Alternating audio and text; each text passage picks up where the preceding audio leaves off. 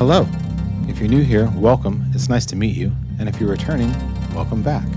Today, I'm going to show you two more techniques that will let you make soundscapes out of anything with the disk device on the S-4 and let you scrub through your entire sample. I'm making these videos more frequently now, so if there's anything specific you'd like to see, let me know down in the comments below. Subscribe if you want to see more. In my last video, we took a look at using a buffer freeze technique that lets you make soundscapes out of anything. I'll put the link in the description below. While that method works pretty well, there is one main limitation. When we're using offset on the disk device, it will only let us scrub up to 2 seconds forwards or backwards. What if we want to scrub through our entire sample though? I've got some great news. We can, we just need to adjust our approach slightly. Today we're going to look at two techniques. Both will let you get a result similar to the Soundscapes from Anything video, and will also let us scrub through the entire sample we have loaded. For the first method I want to show you, we're going to change the tempo setting from sync, which is the default, to stretch. Stretch is similar to sync in that it is based in time units that are subdivisions of the sample tempo. So you can see, I've brought the length down to a bar, or whatever this unit is.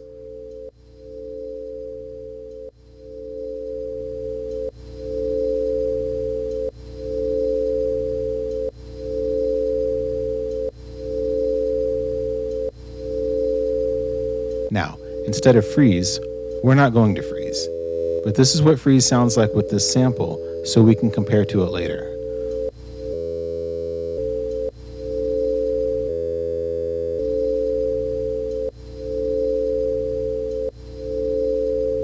What we're going to do instead, we're going to change the length value all the way down as small as it will go, to 64th notes.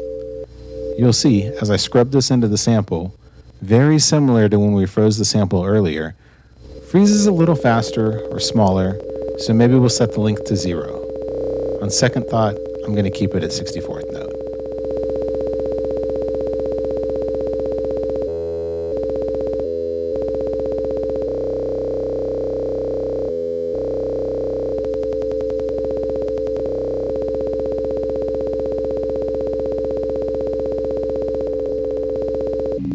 We can also change the pitch, which by default is set to octave increments, to free. This will give us a very tape-like control over the pitch of our sample.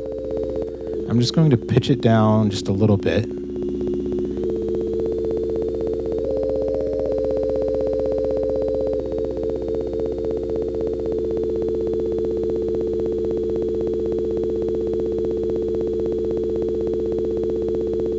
Next, instead of using offset, we're just going to use the start parameter, and you'll see we can scrub through our entire sample.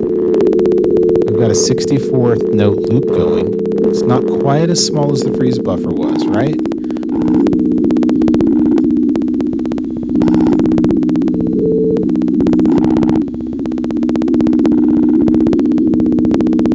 But that's a 64th note of our sample tempo, not our global tempo. So what we can do is actually use our sample tempo to make our loop smaller.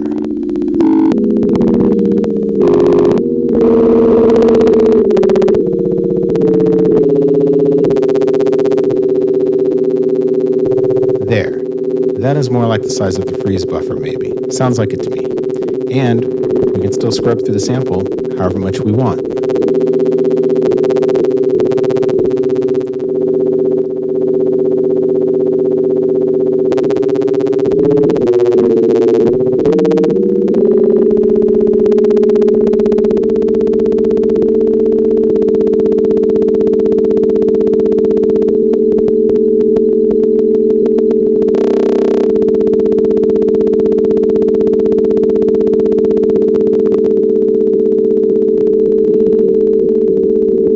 I like it there. That sounds pretty good. And if we don't like that clicking, we could add some crossfade to it. I don't mind the clicking, but for comparison to the other video, I'm going to turn the crossfade up. Now, we can do all the same things we did in the other video. We can add some spray and mosaic. We can add some reverb, maybe make it a little bit smaller.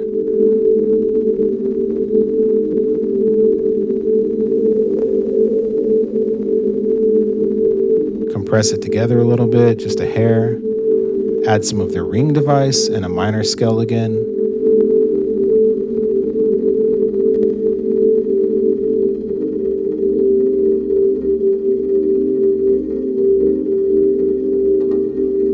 And go back to Mosaic and use the pitch here to pitch it down an octave.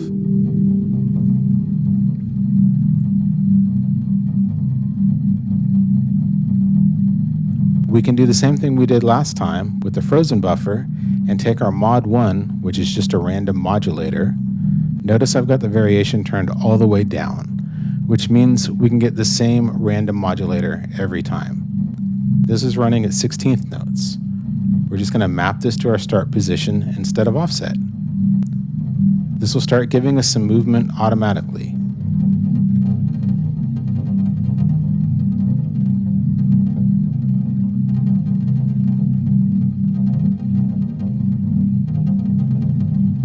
And now we can still manually adjust the start parameter and scrub through our entire sample. We can go over here and see what we get.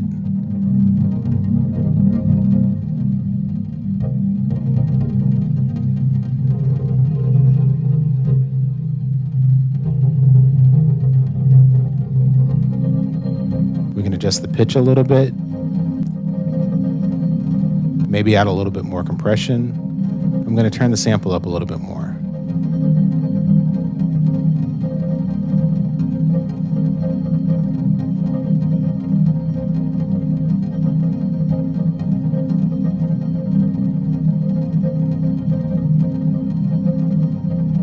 We can even do the same thing we had done with the long reverb throw using mod 2. I'm going to throw it to the delay as well.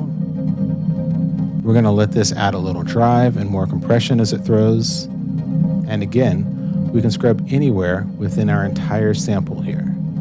We basically made our own freeze buffer by just looping a very small portion of the sample.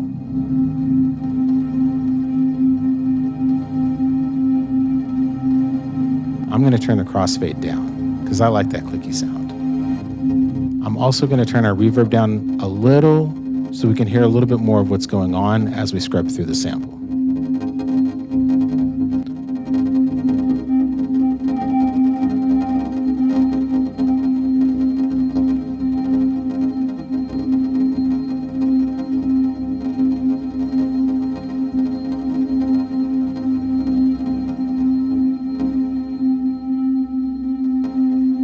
One thing that's a lot of fun with both of these methods is, if you start to change the loop length, it's basically like changing the size of our buffer. So we can increase this and then shrink it back down, and you get kind of that bouncing ball effect.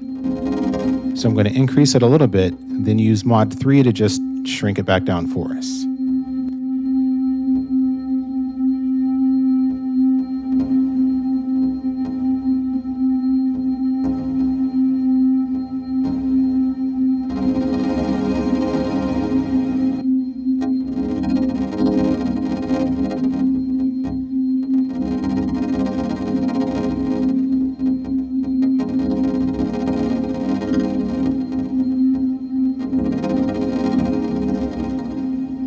Still scrub where we want. The entire sample is ours to play with.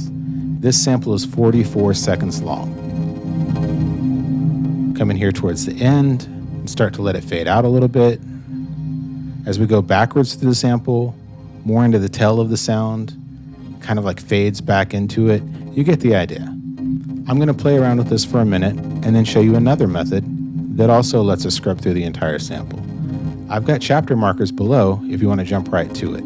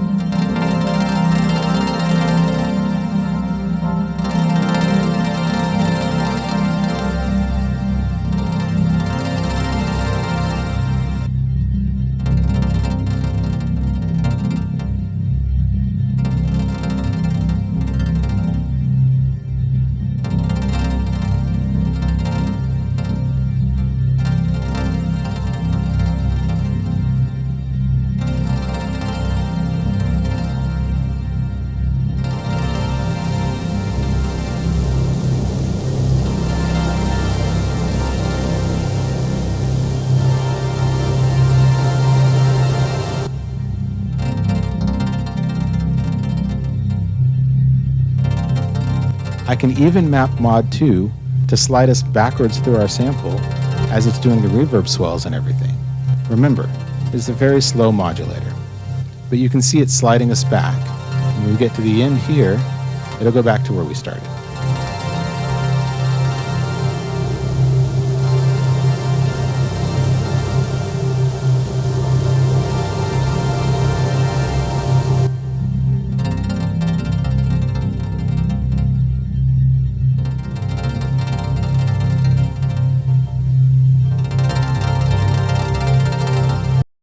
Another technique that we can use to do this is to change the tempo mode. Instead of using stretch, this time we're going to use free.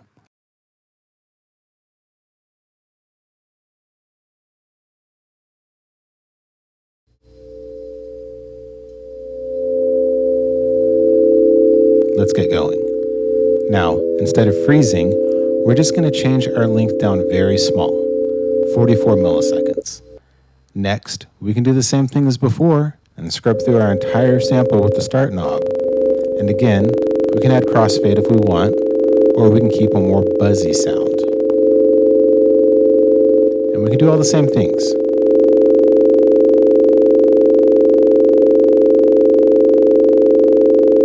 We can give it a little reverb. We can bring the size down a little bit, add a little compression, a little bit of the ring device.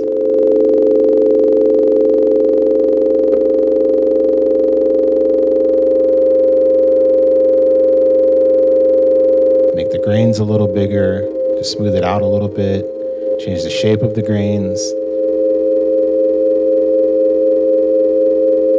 pitch it down an octave.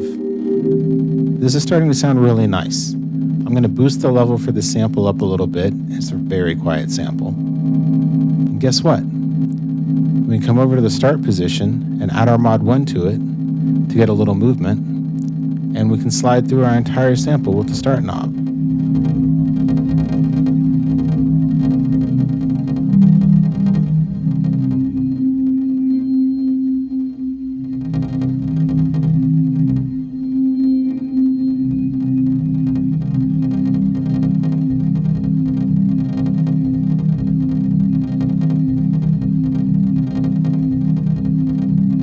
We can do all the same stuff with Mod 2. We can throw this to the reverb, add some delay, add a little bit of compression as it swells up. And again, we can still scrub through our entire sample. We can do the same thing where we change the length for a bouncing ball effect. And this time, we've got finer control over our loop length.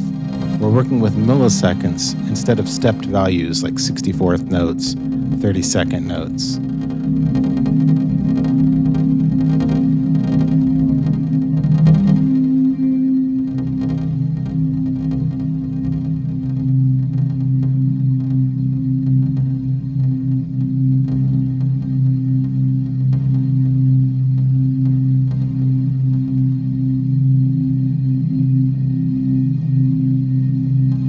So I'm just going to widen this up a little bit and put Mod 3 on it again to shrink it down for us.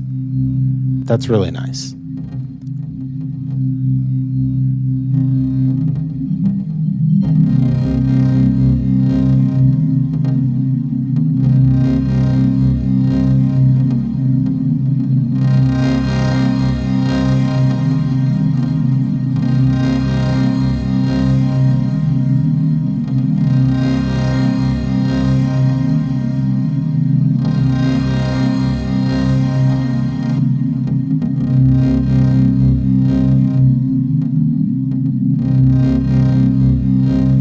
Have Mod 2 slide through the sample for us.